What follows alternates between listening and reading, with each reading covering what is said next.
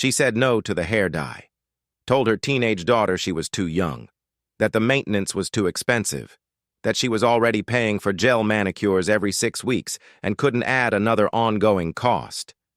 Her daughter went to her father.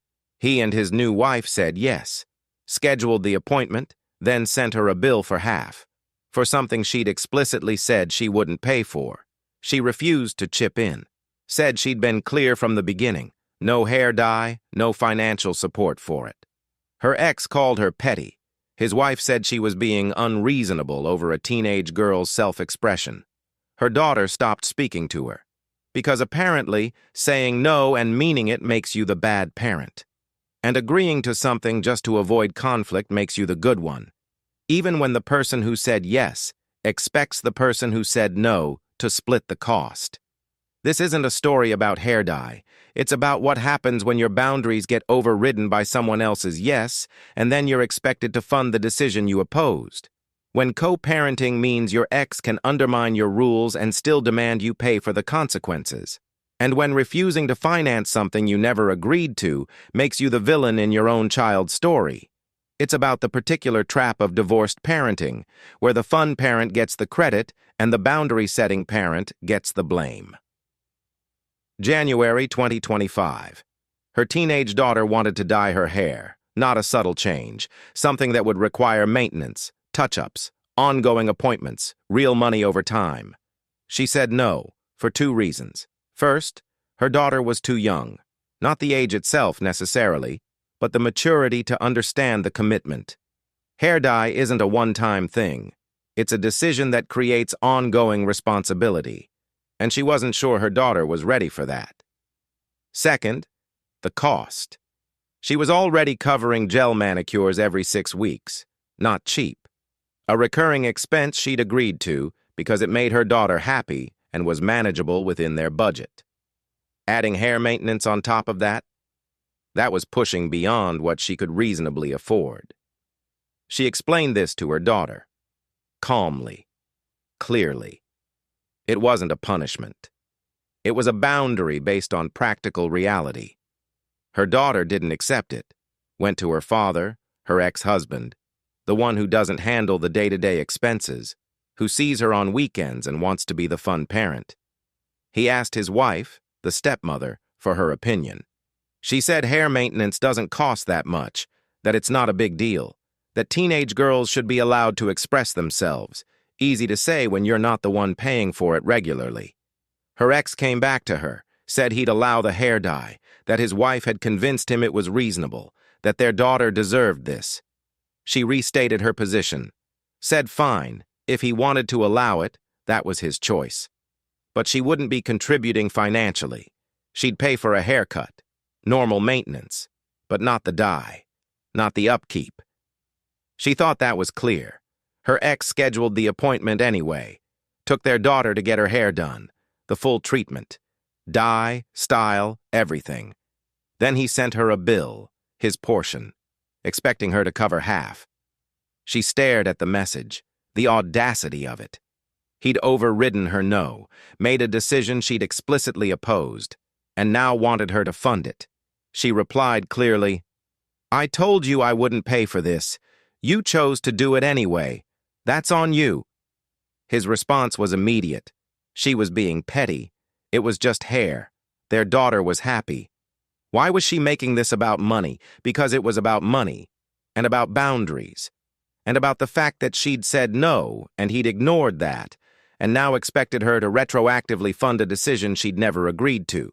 His wife got involved, sent her a long message about how hair is important for teenage girls, how self-expression matters, how she was being unreasonable and prioritizing money over her daughter's happiness. But she wasn't prioritizing money over happiness. She was prioritizing sustainable financial decisions. And the principle that when one parent says no, the other parent can't just override it and then demand cost splitting. Her daughter stopped speaking to her, gave her the silent treatment, was hurt that mom wouldn't help pay for something dad had already said yes to. Here's what was actually happening. Her ex got to be the hero, the parent who said yes, who made their daughter's wish come true, who understood that teenage self-expression matters, and she got to be the villain, the parent who said no, who cared more about money than her daughter's feelings, who was too rigid to bend on something that mattered to a teenage girl. But the hero didn't want to pay the full cost of his heroism. He wanted to be generous with her money, wanted credit for saying yes while splitting the bill with the person who'd said no. If he genuinely believed the hair dye was important and affordable, he should have paid for it himself. But he didn't want to bear the full cost, just the full credit. This is the particular dysfunction of co-parenting after divorce.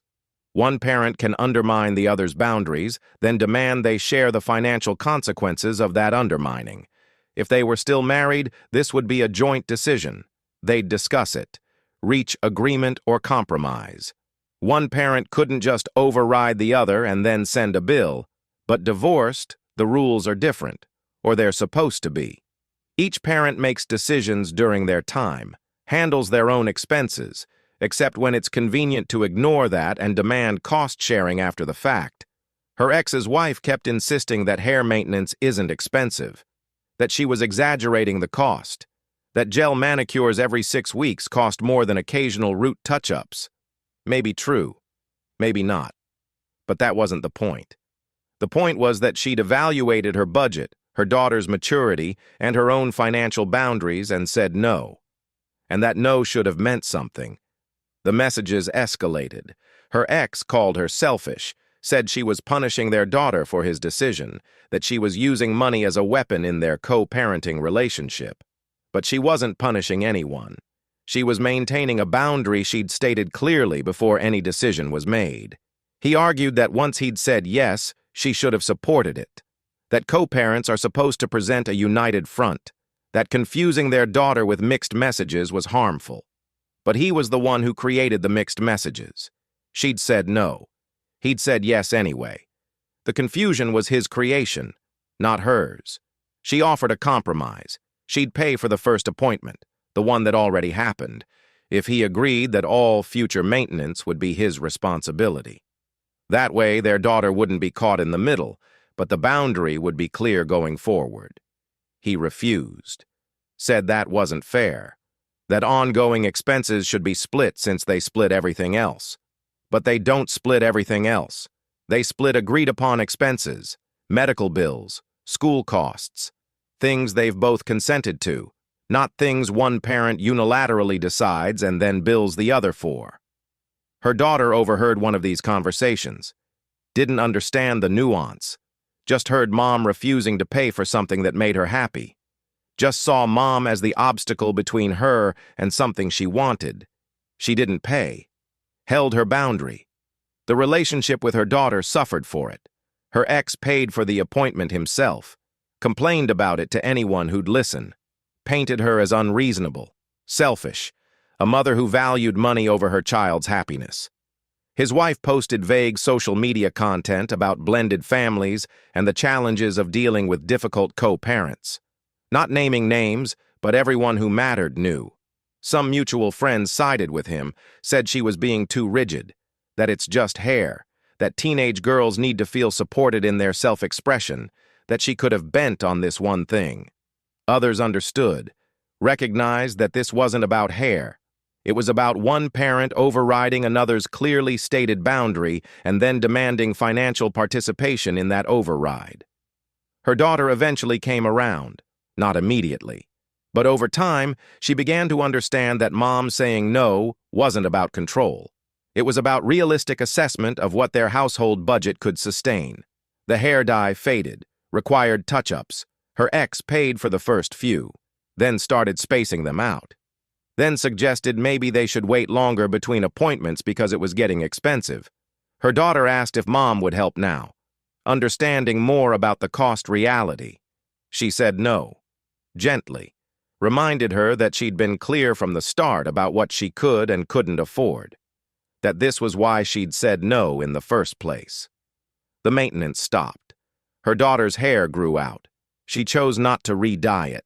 Not because she didn't want to, but because the reality of the cost, borne entirely by the parent who'd said yes, made it unsustainable. This story is about the weaponization of parental generosity, about how the parent who says yes gets rewarded with affection, while the parent who says no for legitimate reasons gets punished with resentment. In intact families, parents have to negotiate these decisions together. One parent can't just override the other without consequence. But in divorced families, the structure is different. One parent can make unilateral decisions during their parenting time and then try to force cost sharing after the fact. Her ex wasn't being generous. He was being generous with her money, taking credit for saying yes while trying to stick her with half the bill. That's not co-parenting. That's financial manipulation with a co-parenting label. If he genuinely believed the hair dye was important, he had the option to pay for it himself, to be the parent who made that gift happen, to bear the cost of the decision he was making. But he didn't want that. He wanted to be the yes parent without the full financial responsibility of yes. This dynamic plays out in divorced families constantly. One parent buys the expensive gift, then demands the other parent pay half. One parent schedules the expensive activity, then sends a bill. One parent says yes to something the other parent said no to, then expects cost splitting. And the child sees the parent who said yes as loving and supportive, the parent who said no as mean and withholding, even though the no was based on legitimate financial and practical considerations. The daughter didn't understand that her father's yes was easy because he expected her mother to fund half of it. She just knew dad said yes and made her happy, and mom said no and made her sad. So here's what you have to decide. Was she wrong to refuse to pay for the hair appointment? Should she have contributed anyway, even though she'd explicitly said she wouldn't, just to avoid being the bad guy in her daughter's eyes? When one co-parent overrides the other's stated boundary, is the overridden parent obligated to help fund the decision they opposed? And if saying yes is only generous when someone else is paying half, is it actually generosity? Where do you draw the line between co-parenting cooperation and being expected to finance decisions you never agreed to? Because she drew hers, and her daughter saw her as the villain for it.